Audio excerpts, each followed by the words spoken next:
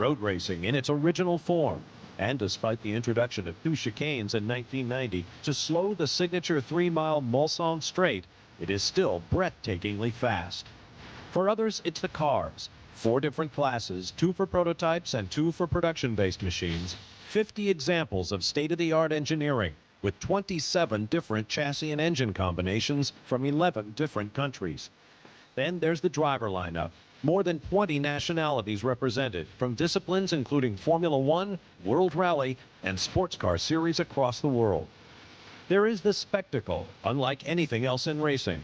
From the starting grid to the opening blast toward the famous Dunlop Bridge, the glare of headlights in the darkness, the tension of the pits, and the fact that all of this happens, rain or shine. And of course, there is the carnival, the ultimate car culture family reunion that goes at full throttle throughout the weekend. But whatever the reason, it's clear that there is nothing else in racing like Le Mans. So, joyeux anniversaire. Happy 100th to the ACO, and enjoy the 74th running of the 24 hours, about to send another group of worthy champions to this podium. And it's been a record year in this 100th anniversary for the ACO. An official tally of 235,000 spectators on the property. And you see what goes into this event. 1,800 marshals working as volunteers, as they do back in the United States. 200 medical personnel. An enormous number of international press attention, and the grounds of the ACO contain its own shorter circuit known as the Bugatti circuit that hosts a number of events, including, believe it or not, a 24-hour race for motorcycles. Not for me, Bubba. Lots of vintage competition, and check this out. The best place to be at the end, of course, is right under the podium. And folks are beginning to edge their way down there. Wait till you see the pit lane when this is over. Now, recall that the '83 Porsche was stranded on course. It continues to plummet down the leaderboard. It is now 1 lap from being usurped as class champion. And now it flashes up on the leaderboard that the '83 is rolling again. So this story is far from over. Chris Neville, can you update us? Well, Bob, still getting a little bit of communication from the team. The problem is the car's so far out there that they don't have radio contact. But initially, when everything went down, the team sent some mechanics out to the racetrack, and they did find out that the shifter broke on the '83 car. So what those mechanics did is they instructed Dominic how to engage the transmission and limp the car back to pit lane. It sounds like right now the '83 machine is limping back to pit lane. Once he gets here, the team is set to put in a new shifter. I think we're showing it on our camera right here. And if they can get that new shifter in, they're hoping that they can still maintain the lead. But what was a 4-lap lead down to 1 lap right now. Oh, man. Here he comes. We've told this story. This car was the 3rd alternate for the field. But when a space became available in the invitation-only field of 50, of the 2 cars ahead of them, one was heavily crashed. Another one could not be prepared in time for the race. Bingo, boys, you're in the show. And there is the bright orange Panos, the Panos Esperante, that will come around while that Porsche is being attended to and take over the GT2 class lead. Well, the Porsche is just coming out of the Mulsanne corner on the way down to Indianapolis, and ultimately the Porsche curves. Oh, and it just lost something at the Porsche back. Was just in the, I think it was a big lump of rubber. No, he's got something up the back end of that car. Oh, yeah, look at it. Oh, wow. It looks like maybe the bead has come off the tire, but that couldn't be right, because the tire would immediately go flat. Now it's actually, I don't know if it's picked up. And and the '83 stops again. Where is he? The Porsche curve. That is on the exit of the Porsche curve. That is a decidedly dodgy place to stop. If he can't move it, that might bring out a safety car.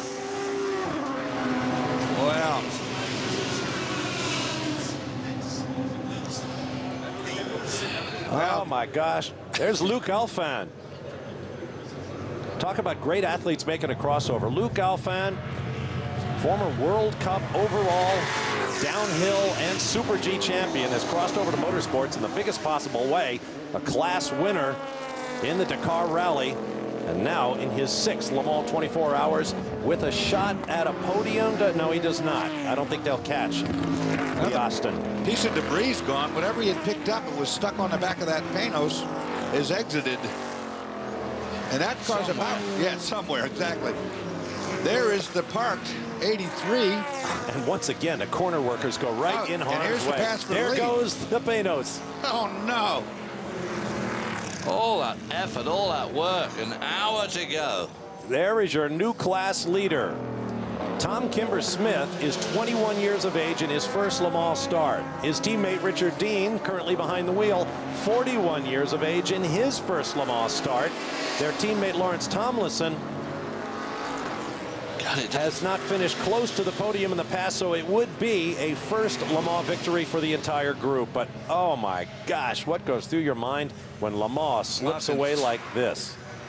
I think that was actually getting on the same lap, so it's not over with yet. I can tell you 8 miles exactly around. what goes through your mind. Okay, 4 minutes premature, so what? I ran this race in 1972 with Jean-Pierre Jabouille, who I ran into just down the hall here. He's doing French TV. And he and I drove a Matra, and we lay second for 16 hours. And Margaret and I walked up to the Welcome Club to watch it and welcome in.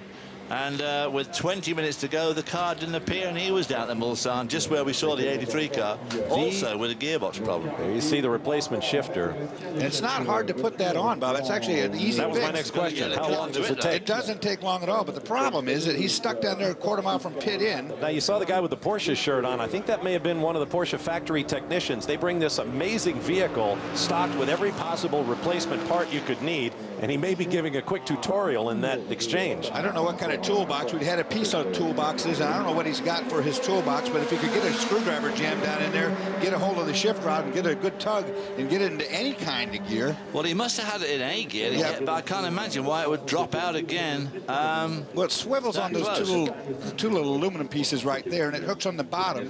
And there's not much to put in it on there, and it's hooked to a rod. Of course, it goes back to the gearbox. And if he can just get a hold of that rod and shove it in, he should catch a gear. And this wire goes down on the other side of the tunnel. So the other side of the tunnel. You'll see it about your hands work down.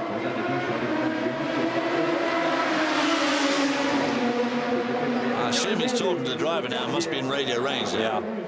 Well, or the crew, so they can relay it.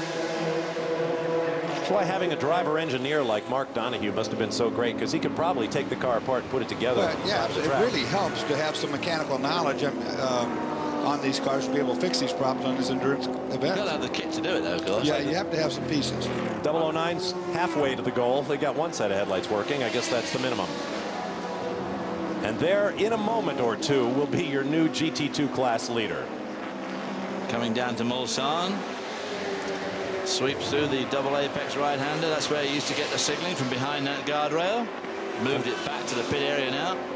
Until very recently, they used to do signaling out there, even in the day of radio transmissions.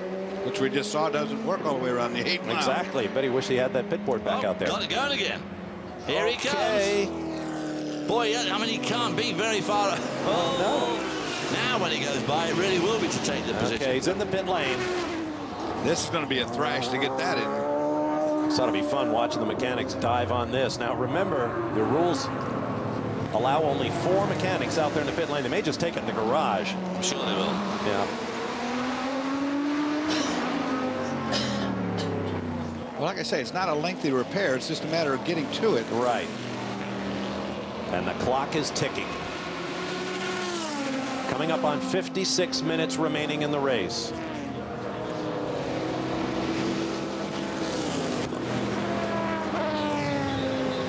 I think they're going to do it right there on pit lane. That's right, Dorsey. They're not going to move this car back into the garage. This should be a real quick fix by just watching what the Porsche technicians were doing.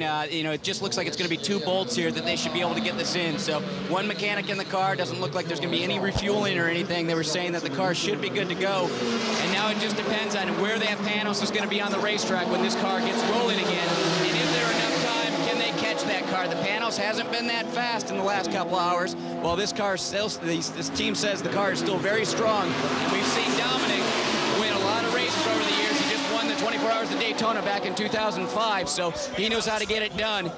Panos is on the front straightaway. Will be passing right there he now. is. Coming across the line, as we saw with Corvette over Aston Martin. Now we see Panos move 5, perhaps the most decorated mark in Le Mans history. Porsche has been usurped in GT2. Oh, boy, this is going to be a race. Boy, they've got bits hanging off everywhere there, but it's all cosmetic. The mechanicals are running fine, all right? For young Richard Dean, they're on the radio to him. You better get the pedal on the metal, buddy. That's right. This is a fast car coming. The guy in the car isn't your fastest. Problems in the race themselves, so they may not be able to put the pedal to the metal too much. Who's your fastest driver? Get him in there. That's the hardest thing about this. At the last hour, we're under 1 hour to go. These cars are tired. They're worn out. Drivers are tired. It's a bad time to have to push a car to the limit, isn't it? Richard Dean has got to be. I can't believe Richard Dean's 41. It doesn't seem 5 minutes to me since he's the son of Tony Dean, who did some Can-Am racing back in the late 60s and early 70s. And when Richard first burst on the scene, he was super quick Formula 4 driver. Looked like he was going to make it up to Formula 1 possibly. He was very, very quick, but never had the real opportunity. So I know that he is a very quick and steady driver.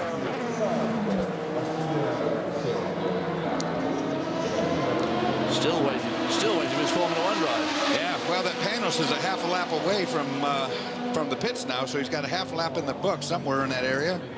And they're still working on getting the old lever out. Well, I know you kept saying how easy it was to put that one in, but of course, if the old one's broken off in there, that's a good point. It's not that you don't know what the problem is, right? You don't know what's broken down there. Yeah, if you've broken a bolt off in there, for instance, it's a whole different story. And that electrical connection may be the most important part of the thing. I'm sure if you've got, shifting assist through for the sequential shift through the ECU, right? Yeah, exactly. Clutch. All your blipping, all your matching of revs and so forth, all done through that little electrical connector. This is why racing is the ultimate reality show. You don't rehearse this. Chris.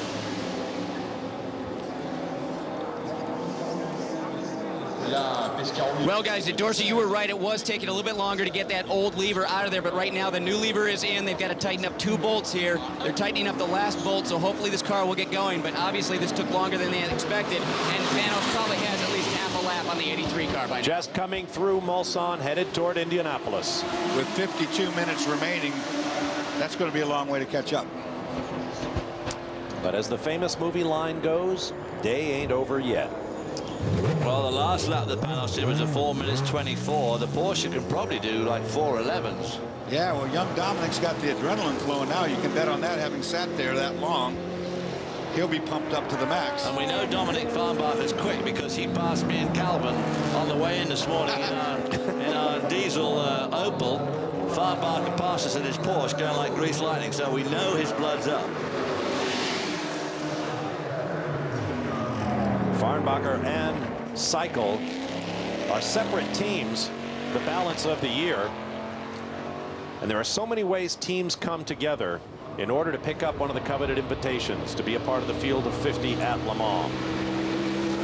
Guys who race each other the rest of the year will come together in a single team, as Alex Job Racing did with the Peterson White Lightning boys to win GT2 a few years ago, as Tracy Crone Racing did with White Lightning this year, unsuccessfully. Meanwhile, back at the race lead, here comes Marco Werner. Final pit stop for the remarkable Audi R10 diesel. Calvin.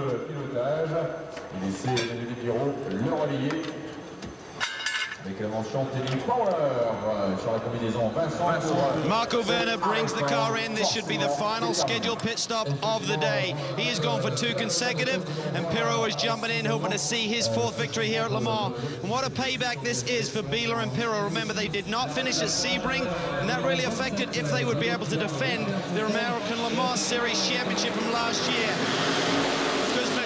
And Capello won there. They effectively were elected to take the R8 to the next rounds and go for the championship. Pirro and Biela had to sit out, so this would really be great if they could come back here with this R10 and capture another Le Mans victory. And Werner has just done a tremendous job. Last night in the 4th hour of the race, he took 30 seconds off Capello in the sister car and has just been flying here this weekend. routine stop. They're underway, looking for another checkered flag, Bob. That they are, Calvin, and there's an interesting dynamic going on here as well. As you take a look at the distance record in terms of laps, the record was 379 laps by Gijs van Lennep and Helmut Marko in 1971 in a Porsche 917. Right now, that car, the number 8 Audi, is on pace to turn 379 laps, but because today's race course is slightly shorter, it appears they will not reach the ultimate distance covered record of 3,315 miles set back in 71. Plenty of drama still to come. Less than 50 minutes to go.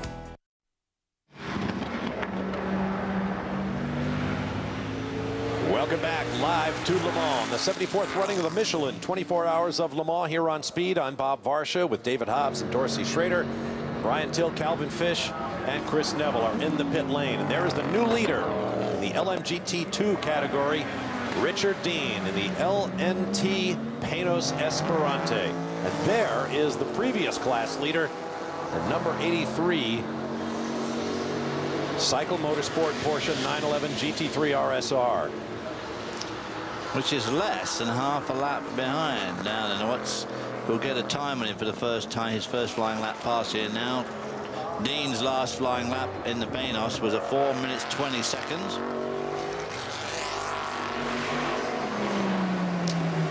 Here's young Sarthe, just 21 years of age, fourth in class in a similar car at the Rolex 24 at Daytona this year. Also raced at Sebring at the beginning of the American Le Mans Series. He's more like 3/4 of a lap behind, really, yeah, because meanwhile Panos is down well into the Porsche curve, so really he's not much more. Yeah, the Panos must be round about by 10 rows now. Very slow going through Mulsanne there. We know that they lost, what was it, third gear? Yeah, they were talking about having no third gear, and then it broke that shift lever. There still might be more problems on that than what we know.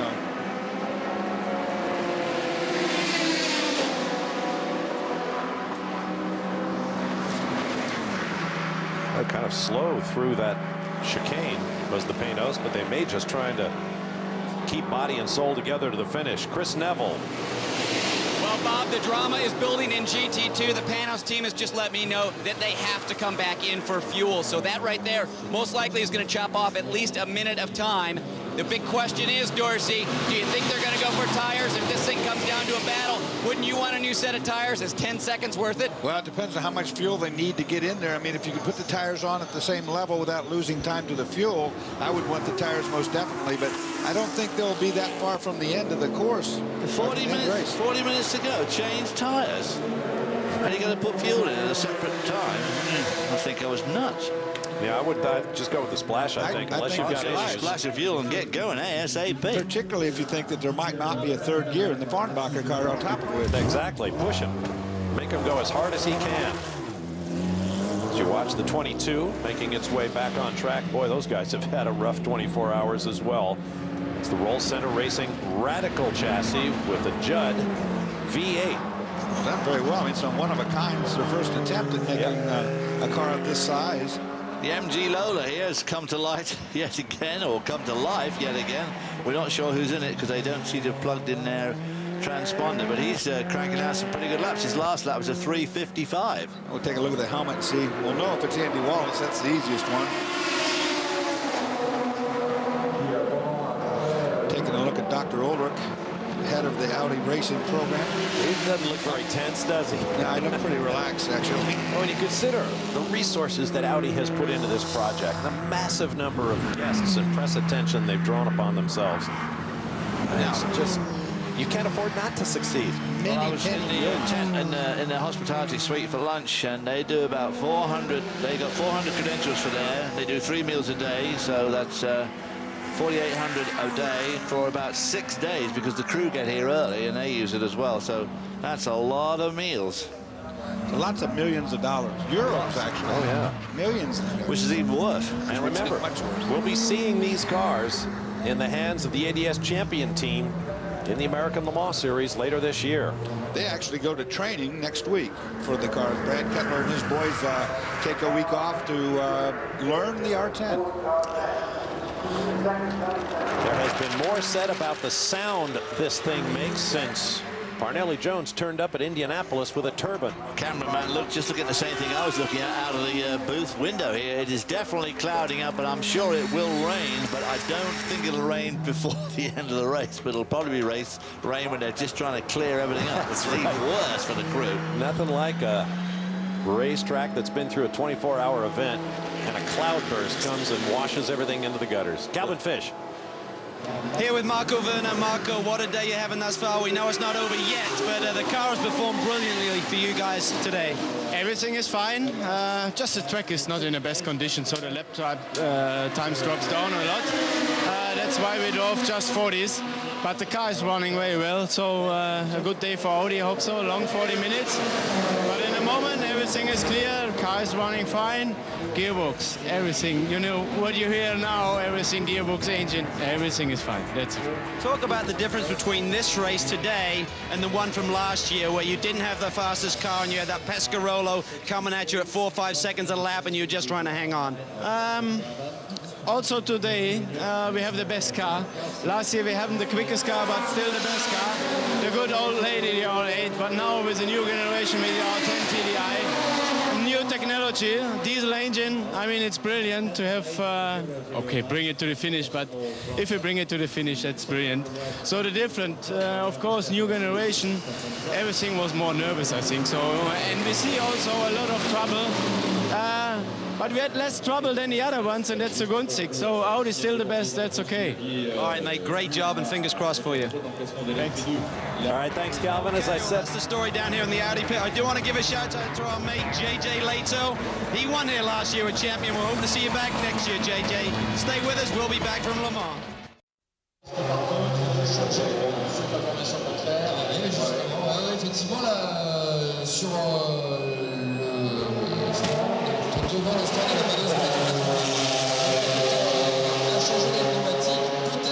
Welcome back to the 74th running of the 24 Hours of Le Mans. The Panos, the GT2 lead car, is in pit lane. They are taking fuel right now.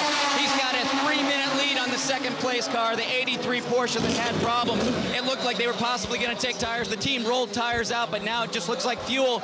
But Richard Dean now having problems restarting the car.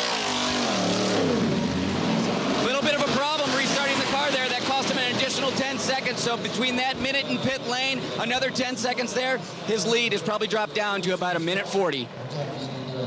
And we'll be watching it all the way to the finish now, just a little less than 37 minutes away.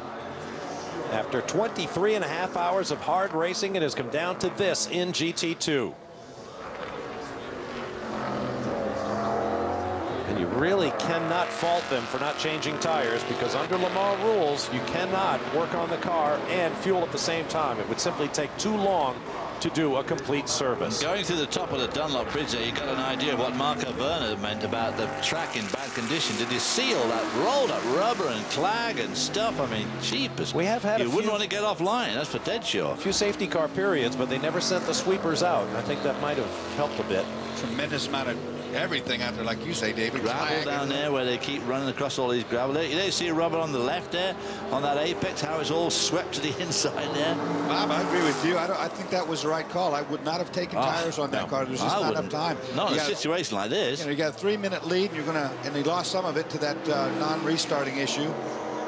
That Porsche is going to be faster. There's no doubt about it, but he's going to have to catch me. Well, their last 2 time laps are dead even. They both did a 4:22. The Porsche did the Panos did a 4:22.9. Farnbacher did a 4:22.49. No. And while we watch this Panos in action, I want to get back to something about that Audi team. We heard Marco Werner a moment ago saying how smoothly things are going.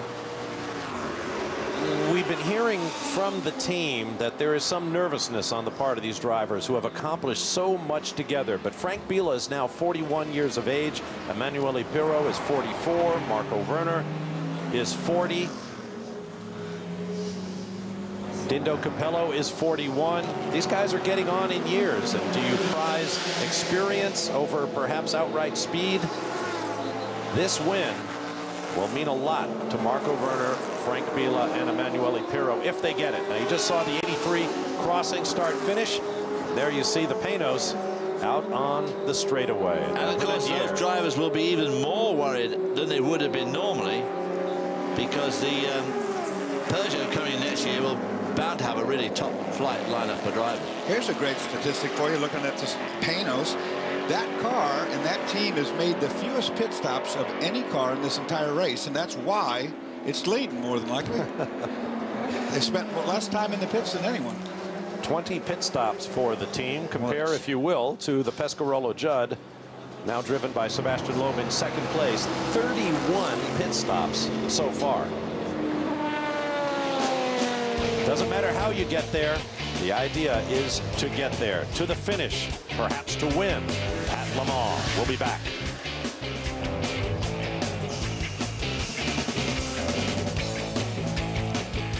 "31 stops."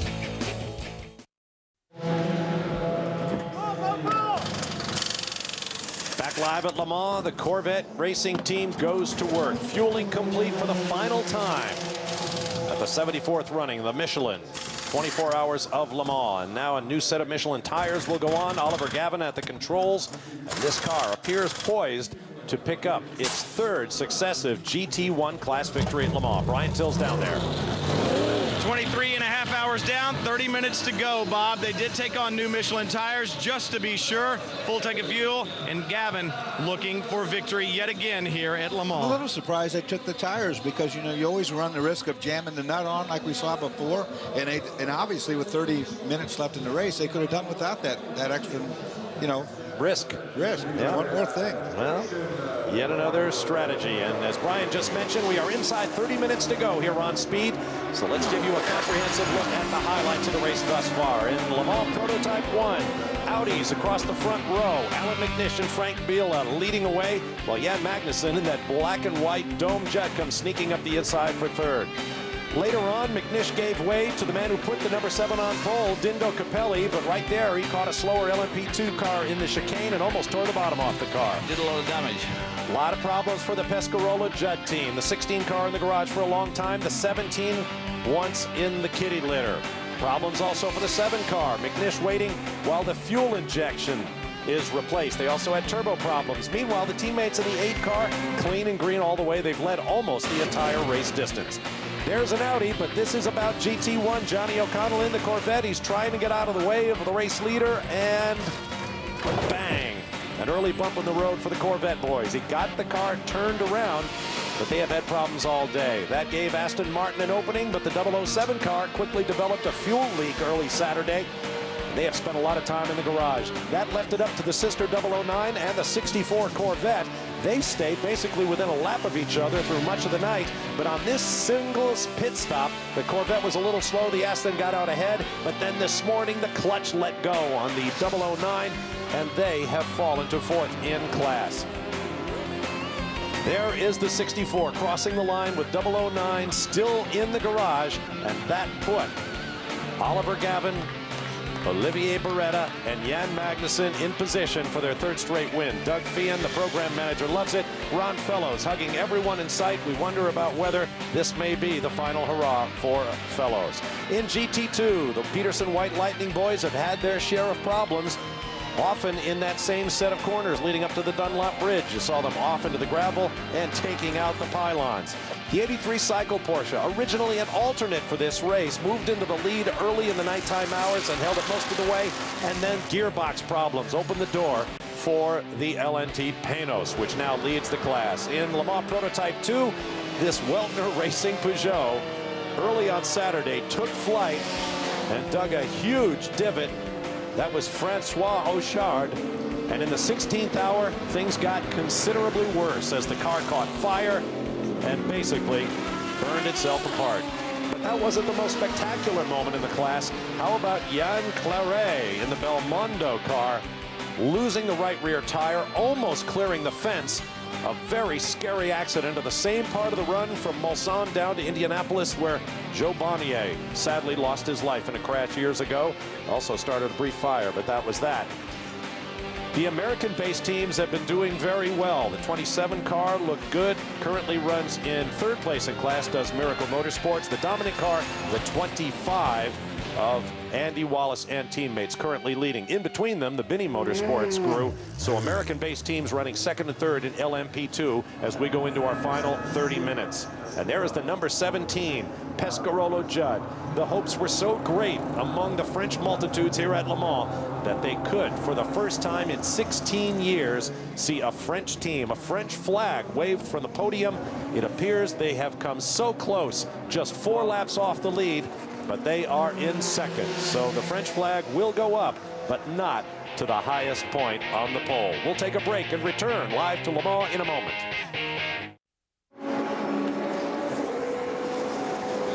Welcome back live to Le Mans. Less than 24 minutes to go, and take a close look at the 83 cycle Porsche. 21-year-old Dominic Farnbacher has taken it off track and dinged the left rear in a pretty comprehensive way. Of course, he's trying to catch the panos for the win, running hard, but look at the wing. I want you to pay attention to the corner of the wing. It's bent up. We'll take a replay of what happened. It's a very fast part of the racetrack, David. Whoops, we got to that just a little late. He has already hit the... He kept the right side off the wall, just got it with the left rear corner. But as you mentioned, Dorsey, he managed to take that wing right up. Let's run it reverse and bang, there you see it. Actually, more of a rearward down impact. out the S's on the way down to Terre Rouge. He must have looped it to... The wing is the most dangerous part of that whole equation, because now if that wing falters and fails, and he loses all that downforce at the back at once. Looks like the strut is not badly damaged. Well, look at it porpoising. Whoa, there goes the end plate. Now, is that porpoising at the rear? The rear is about to fall off too soon. Yeah. And plus, it's got that big scoop. It's got a lot of aerodynamic drag with that rear bumper cover hanging out the side. There's the number 16, Pescarolo Judd. Currently shown 5th. Now, those guys were once 38th in this field after a litany of problems. And they have come forward. Currently shown 5th. Audi, Pescarolo, Audi, Corvette, the GT1 leader, now up in the 4th overall. Then this car, the 16 Pescarolo Judd, and then the 2nd place GT1 car. Let's go to Chris Neville.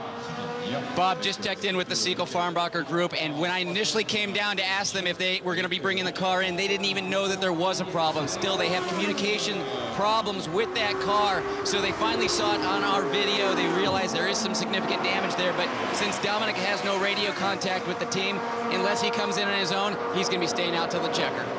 How many times do we see that happen? The pit reporter goes to the team, say, what are you going to do about that damage? They say, what damage? Yeah, I tell you what, now he doesn't have radio communication, we know that. They do have signal boards, though. Yeah, if they don't bring him in, he'll be the only one that knows what that feels like, that car feels like. Now in Trans Am days, when I knock my bumper cover off like that, I try to go find one of my buddies to rub it off on. Just go lean on him on the racetrack? Yeah, just go fix the dent that you put in there on somebody else. You do sometimes talk rubbish. We want to wish all the dads out there a happy Father's Day. Of our number, our own Greg Kramer is sharing his Father's Day weekend with his daughter Brittany. And also his birthday. And also his birthday. Greg won't be with us the balance of the way here on the show. He wanted us to wish you all a fond farewell, and he hopes you've enjoyed it as much as we have. This is simply the kind of event we live for here at Speed, and this has been another terrific race. Yes, there hasn't been as much wheel-to-wheel as some purists expect in racing, but this is road racing. This is about strategy and persistence and adaptability. And it's about rewriting the record book with this new Audi turbo diesel. Let's go to Calvin Fish. Well, Bob, behind these victories, there's a lot of guys who put their heart and souls into winning these, and the man behind Tom Christensen's victory is a guy called Joe Hausner. But on the other side of things, this guy, Ed Turner, has been overshadowed over the years. Lots of podiums, but never a Le Mans victory. And today, he may be looking like he's getting his first. He worked on my Formula 3 car over in Europe. We used to call Ed Turner E.T., and I think today E.T. can call home and say, Mum, I've won the big one. Wow. Stay close to him, Calvin. That's a cool bit of information. That's great. It is Calvin's an old engineer from way back then when Calvin was doing Formula 3. That was in the late 20s, wasn't it? Keyword on old. Well, I was going to add my insult, but I won't now. You kind of cleared the table. Now, like we said, like we were saying, this turbo diesel technology winning this race, if it should do so, rewrites that record book, and we got Peugeot coming next year.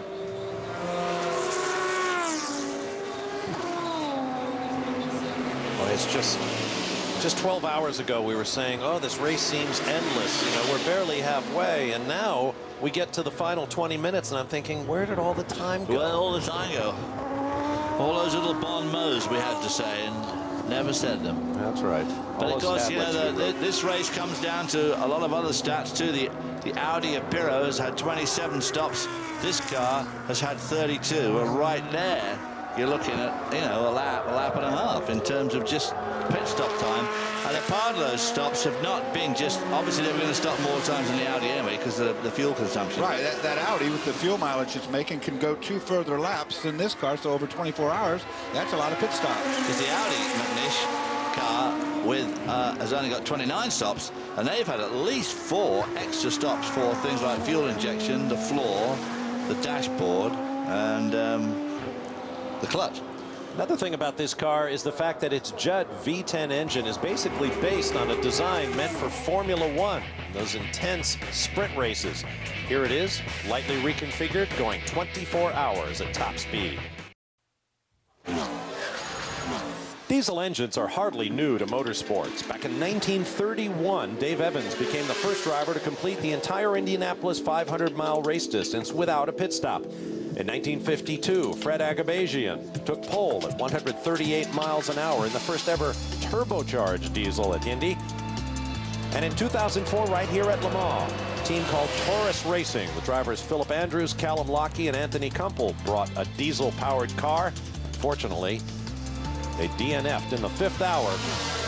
Their gearbox unable to cope with the tremendous torque of diesel power. But history probably will be made this weekend.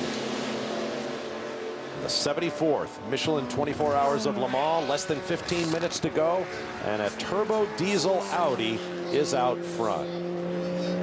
These Pescarolo boys have given it a great fight. Henri Pescarolo, there are dozens and dozens of replicas of his trademark bright green crash helmet being carried around the racetrack by loyal fans, French and otherwise. There is Henri Pescarolo, a 4-time winner as a driver. Year after year, he comes here, he tries, he comes up short and says, I would like to try again next year if that's possible.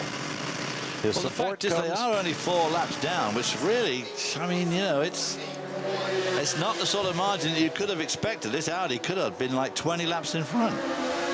Well, we said at the top of the show, it was a gamble for Audi. One endurance race under their belts with these R10 turbo diesels, the 12 Hours of Sebring, where, of course, they won. One car won, the other did not finish. So they tested for 30,000 kilometers or so, about 18,000 miles. And that's what they've got over the Pescarolo team. There's no way the Pescarolo team can afford that sort of stuff. And like I said earlier on, they changed the gearbox on the 16 car, which is back to 5th. It took them an hour and a half. When the Audi wanted to change their gearbox, it took them 9 minutes. That's what resources can mean. That Audi, you know, diesel runs on a fuel provided by Shell, which is not what you would get necessarily at the pump. It's been designated LM24. It's a clean diesel fuel. It does not have sulfur in it. Shell V-Power can be sold at 5,000 different stations across the UK here. I wish they had it in the United States. We wouldn't have all that sooty smoke and smell and all the stuff that we have to put up with. But it's coming. It is coming. I think it's sort of about to be mandated, or it has been mandated, and the fuel in America will be cleaned up this year. The sulfur content is going to drop dramatically. Thousands of parts per litre. There's the 3rd place car in GT2, that Ferrari 430 GT in the hands of Andrew Kirkady. Perhaps to be lapped by that car, the Penos Esperante, and race leader in GT2. I suppose that the Audi diesel may join the long list of racing-inspired innovations that make their way to street cars, including things like seat belts and rear-view mirrors and radial tires and disc brakes. Disc brakes. That fuel gives the diesel more power and makes it last longer, so I'm going to try to steal some from my bus and take it back with me. Take a 50-gallon barrel back in the airplane, which might be a bit of excess baggage. There's Doug Feehan, Corvette program manager, being congratulated by the boys from Luc Alphin Aventures. The former skiing legend, now a racing driver, took an older version of the Corvette, the C5R, and they are in position for a podium, if I'm not mistaken. They have done incredibly well in that car. Kept their nose out of trouble the whole race, just plunged on, plugged on, and here they are. Of course, that's the old car. That's the old C5, yep. the car before the C6. It's Marco Werner. And I didn't mean to imply by what I said before that Audi might make a change, but when your drivers are getting up into their 40s, you need to bring youth and aggression along, and I'm just wondering what the long-term strategy for a team like Audi, with all the success they've had. Well, there's certainly the mentality, the European mentality when it comes to racing, is that there's a cutoff point, and there's validity to the fact that the young guys have to come along. Well, you want them to be there while the veterans can still impart their experience.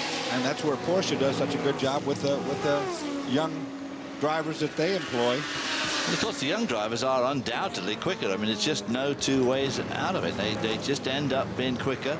It's just a case of getting the right one who's quick without smashing things up. And, exactly. I stuck it out with Audi till I think I was 49, but then they sent me back. Well, see, you should never have even got in there. That was a joke. And happy Father's Day to everybody at Corvette as well. And once again to our speed colleague Bobby Aiken, who along with wife Sarah just had their first child. There is the king, Tom Christensen. Hello.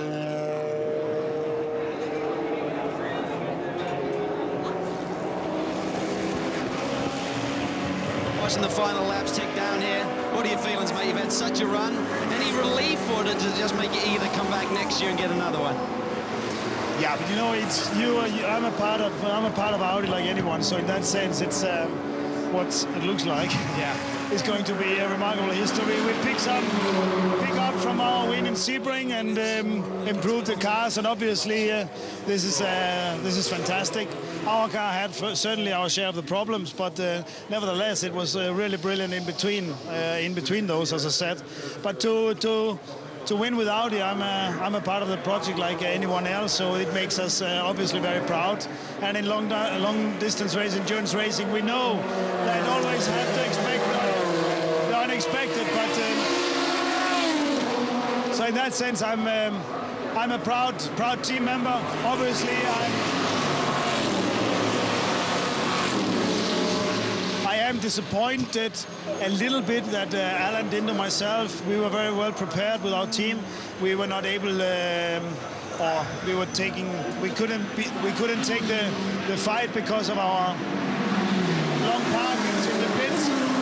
But on the other hand, it is really great, and to be a member of Audi at this proud moment, diesel TDI, this is something very unique. Well, congratulations, Matt. It's been great to watch you over these years, and we look forward to coming back next year and playing with you again. Yeah, I will be back, and we will be back for sure. Thank you. Pleasure. Thank you, Kevin. Not like Tom Christensen is going anywhere. He is currently leading the German Touring Car Championship for Audi. There's your class leader in LMP2, as they have been since before the sun went down over the Circuit de la Sarthe. We are now less than 9 minutes away. Time to form up for the pictures. We'll be back for the checkered flag.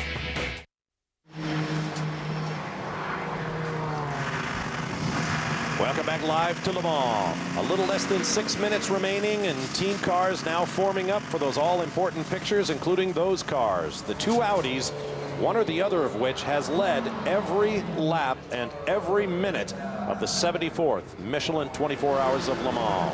David Hobbs, Dorsey Schrader, as well as Lee Diffie. I'm Bob Varsha. As always, I'm surprised that LMP2 car isn't picking it up to stay in the picture with the Audis. One thing about Audi, we've talked about all the resources they're devoting to this weekend. Each day of Le Mans week, they've been producing an 8-page glossy color magazine with the day's events, including news of the world. It's pretty interesting.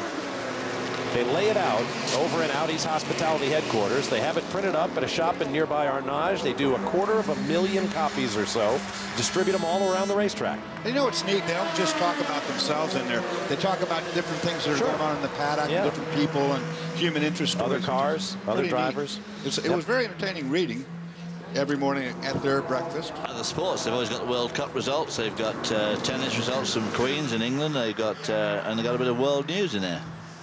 378 laps are complete. The record for number of laps is 379. So it appears we will tie that, though we will not get the distance covered because of differences in track length.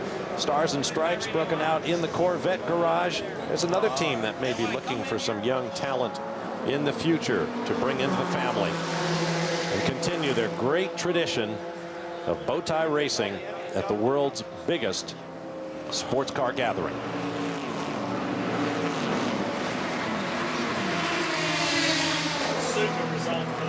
That famous vista down Le Hunandier straightaway. That MG wasn't blowing up there, was it? I don't think. Did you see smoke? I did. Unless it was just... There come the Pescarolos. Great smoke.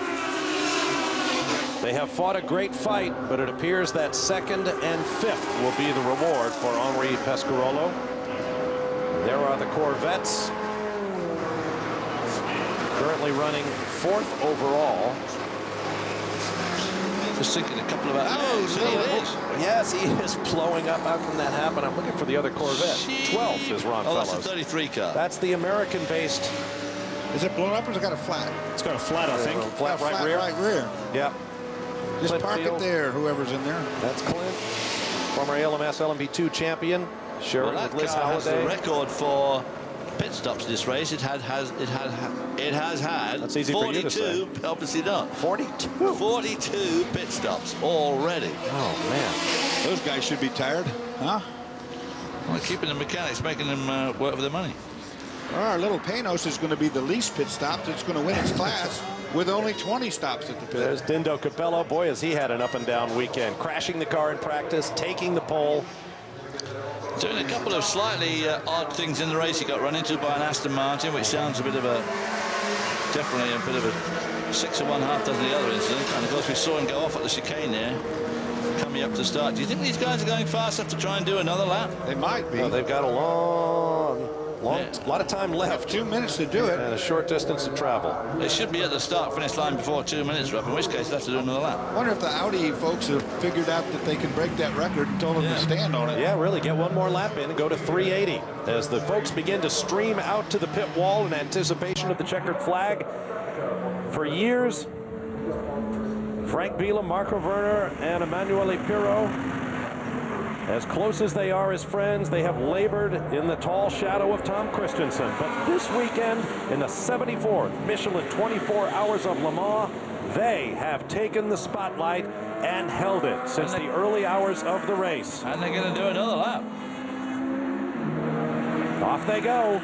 A new record in store, in addition to the history made by bringing a diesel-powered car to overall victory at La Sarthe. Some people will be really ticked off because that means they've all got to do another lap now. Yeah, exactly. Your car wasn't running too well. You'd be mad about it. If your car wasn't running, you'd be thinking, what the heck are they playing? Poor Clint Field sitting out there on the Mulsanne, just waiting for someone to come around and pick him up.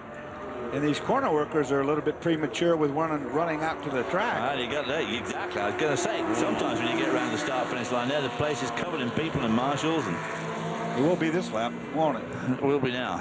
Absolutely all down the front straight there, or the front straight, the main straight. And while these guys steal the headlines, what a marvelous performance and what a great day for Dr. Don Panos, where one of his cars will win the GT2 class on his 10th anniversary at Le Mans, all that he has done for sports car racing in the United States. And that mark will score its first class victory here at Circuit de la Sarthe. It may not be his factory team, but as Danny Panos said before, sometimes a customer victory is even better. Absolutely. I was wondering if you were going to say anything ever. And on a weekend in which we touted the LMP1 and the GT1 stories as the Titans battling all the way to the finish, it was the GT2 class that gave us the final lead change in the closing hour and a half. Boy, they slowed up there and nearly caught, nearly caught that red man. The 20 almost rear-ended him. He almost got him. They nearly had him at the beginning of the race. Now he's going to have him at the end instead. You can't script these things. He's not giving up yet. That's right. That's the car that went looping between the two of them when they were right there. That saves the game. Yep. He's sticking close. He wants to be in the big picture. He knows he's coming up. Oh, it's great when life imitates art. Yeah, just one little slip on the brake pedal, you can get them both. Oh, there's Clint Field's car. Oh, can I just get it to the finish? Can I just take the checkered flag? And it appears the answer will be no. Get one of his counterparts to stop and let him get a ride back on the side pod, maybe. Well, the wind has changed direction. The rain may be coming, but the celebration will begin nonetheless. And it will last long into the night. And lining up behind these guys, that fourth car in shot is the Roll Center Racing Radical. That car has not even finished a normal distance Le Mans Series race, let alone a 24-hour enduro. So credit to Martin Short and Joao Barbosa and Stuart Mosley. That is a phenomenal performance for a first-off car. Well, it's so many laps down, it's not even on the charts at all. So it's at least 100 laps down. As we mentioned earlier, victory for that LNT Panos team will be the first for its three drivers, Tom Kimber-Smith, Richard Dean, and Lawrence Tomlinson. In LMP2, Thomas Erdos picks up his second straight victory, the same for Mike Newton, who drove with him to the class win last year. Andy Wallace will get his fourth career Le Mans victory, his third class win to go with his 1988 overall title. And in GT1, fourth Le Mans win for Oliver Gavin, fifth for Olivier Beretta, and third for Jan Magnussen as the 64 car picks up its third consecutive GT1 class victory in dramatic fashion. You know, up until this lap right here, you've been wishing all day this race would finally get over, but on this particular lap, you don't want it to ever end. That is the sound of Le Mans 2006. The gentle rumble of the Audi twin-turbo 5.5-liter all-aluminum turbo diesel that, as of today, has officially revolutionized endurance sports car racing. Round Arnage for the last time. There'll be a big crowd on hand behind where this camera is. Ooh, bit of smoke coming out of the old diesel there. The 87 car's tagged into the picture as well. He's going to come third in GT2 in that Ferrari, the Acuria Cost team, which of course is a great name here. Acuria Cost winning the race outright with a D-type back in the 50s. I think it was 1957 that they won it. After winning every Michelin 24 Hours of Le Mans in the new millennium, Audi went looking for a new challenge. They found one by bringing a diesel engine, the cutting edge of alternative fuel technology in the future, and exactly what the ACO, the Automobile Club de l'Ouest, was looking for. Let's push the automotive barriers forward, Audi said. That sounds like the sort of challenge we'd like. So they developed this engine, this extraordinary machine, and with this team of 6 world-class drivers, they have taken it to the ultimate sports car headline, victory at Le Mans. 35 years ago, the late Steve McQueen made his iconic movie, in which the most famous line is, "Racing is life. Everything before and after is just waiting." Like few other companies, racing is the lifeblood of Audi. And here again, they have shown that they are simply without peer. The traditional waving of the flags from the corner workers. Here come the Corvettes. I was going to say, here come the Corvettes. Obviously, they don't want to be quite in that picture. They want their own picture. So they'll just stay back far enough. That's the other thing about the Audis. They can go very slowly. And if anybody should break down en route, they can always tow them out. Good point. 800 foot-pounds of torque on a rope or something. No problem. Congratulations to Audi, and especially to the team of Frank Biela, Marco Werner, and Emanuele Pirot, who collect another checkered flag for Audi in the 74th Michelin 24 Hours of Le Mans. Let the celebration begin.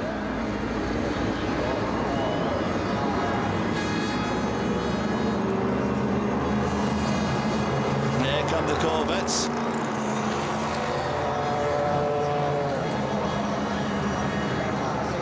A near-perfect weekend in terms of weather, a record crowd of 235,000 on hand, and a worldwide television audience looking in.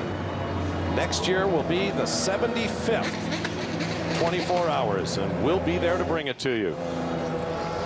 Corvette takes the Stars and Stripes to the podium. Here come the local heroes. Well, I would have thought they'd have gone side by side, but they decided to go through nose to tail.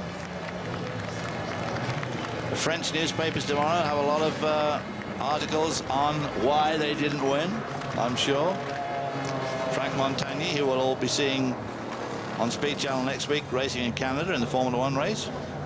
Montagny and Sebastian Loeb really showing what they're about, doing a great job just coming here when they don't have to be here, taking their own time off to come in here and do this for the country. And you think about the valiant fights fought by the runner-ups like Pescarolo. You'd have to say the same for the cycled Porsche in GT2. And, of course, to the Pro Drive Aston Martins in GT1, as well as those two U.S.-based American Le Mans Series teams, finishing second and third in LMP2. To Brian Till. A spectacular job by Olivier Beretta, the entire Corvette crew, but 5 Le Mans victories for you. If you could bottle those emotions, what would they be worth? What could you sell them for? I mean, this one was fantastic. I mean, you know, this team is amazing. They never give up. They always say in the radio, keep going, keep going, keep going. I mean, it's Corvette Racing, it's a huge team, you know, it's a big family, very professional, and the car is very, very good, very strong. We didn't have any problem with it. Fantastic, fantastic. Thanks to everyone at Chevy. Thanks to everyone at Chevy. He says Doug Feehan climbs down off the wall. We'll get a word with Doug really quickly. Doug, buddy, it never gets old, and the patriotism, that really stands forth as well. Well, you know what? As I've said so many times before, each one of the events writes another page in Corvette history, and Corvette is not only now America's favorite sports car, it's the world's favorite sports car. So we're quite pleased with the accomplishment today. The guys really, really worked hard for this. It's a shame that not everyone could win, because our competition was absolutely extraordinary. The Aston Martin reported itself remarkably well. They are great competition. They did everything they needed to do and deserved to win. Unfortunately, only one could win, and fortunately, that's Corvette, so we're quite pleased. 2001, 2002, 04, 05, and 06, all Corvette in GT1 at Le Mans. Calvin, what have you got, bud? As you can imagine, Audi is celebrating down here. Reinhold Jost, you always said 7 was your lucky number, but today your 8th victory as an entrant with car number 8. How does it feel? Yes, very good. Dory comes in. You know, the number is 7 and 8. 8 is also a good number, of course, because for this day and this great car, the first diesel race car of the world, our second race, the first was Sebring, you know that, and this is the best result what we get for Audi, I think, and for Jost Racing of my career. Very special victory. Congratulations. Great to be here to see it. Thank you very much. Thank you. You know, I have a feeling that Reinhold Jost is about to take a liking to the number 9. Yes. I wonder why. Maybe 9 and 10 next year. And those 8 Le Mans victories Calvin mentioned have come since 1984. As we said earlier in the show, if you want to win the Indy 500, ask Roger Penske. If you want to win Le Mans, ask Reinhold Jost. Calvin Fish. In 1985, they did not win. Here with Frank Bieler. Frankie, you're 4th, but this is a special one. Talk about it. It's definitely a special one. We came here with a new car, diesel power, and to win this one, it's a fantastic thing. I mean, I don't want to miss any one of the other 3, but it's a long time ago. It was 2002, and to have this one in the pocket now, it's a great feeling. Did you have the confidence going in that you maybe had with the R8, with the unproven technology? Did you think you'd be throwing a few more curveballs during the 24 hours? I mean, the R8 was a proven thing, let's say, and with the R10, we did not have so much testing, you know. I mean, we were working hard in the last few months, but there might be always a little doubt. But as we saw, the car was really perfect. And by the way, when we came here, the car never suited the circuit better than that one, than Le Mans. So we felt really comfortable right from the beginning. Frank, superb performance. Congratulations. Thank you very much. Thanks. Hey. I guess there always is that doubt. Audi knew what the R8 could do. The only thing they hadn't done was prove it with the R10. And today, they got that proof. But we saw in that piece that Andrew Marriott did the amount of testing they'd done, 3,500 hours of engine testing and all that CAD designing. I mean, they're pretty sure when they got here that they were going to win this race, and I think everybody else was. There's a look at your class winners. Again, congratulations to Binny Motorsports and Miracle Motorsports.